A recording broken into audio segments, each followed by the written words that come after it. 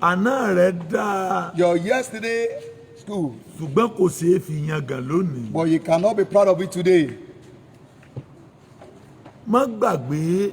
Bear it in mind. Àwọn tó ń wíìnì lánàá tó fi ilẹ̀ lọ. People you defeated yesterday that you passed by. Tí wọ́n bá bá ọ níbi tó wà lónìí, wọ́n ó fi ọ ṣe yẹ̀yẹ́ o. If they should meet you where you are today, they will mock you. So àná rẹ̀ dùn. Your yesterday is okay. Ìtàn rẹ̀ ṣe é sọ. That story you can tell it. Ṣùgbọ́n kò ṣeé fi yangàn. But you can't be proud of it. Wọ́n á gbọ́dọ̀ bá ọ níbẹ̀. They must not meet you there. You must move forward every day. O gbọ́dọ̀ tẹ̀síwájú lójoojúmọ́. Sórí ọ̀rọ̀ ojú kan tí wọ́n ń gbàdúrà This tó issue gbàdúrà of rẹ̀. stagnation.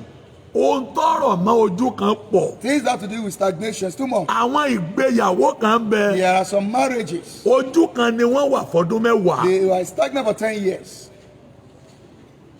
Kí ni à ń pè ní ìgbéyàwó wà lójú kan? What does it mean for a marriage to be stagnant? Ọkọ àtìyàwó fẹ́ra wọn ò sì rọ́mọ bí fọdún mẹ́wàá. And they were married for 10 years. Ìgbéyàwó yẹn ń bẹ lójú kan. That marriage is stagnant.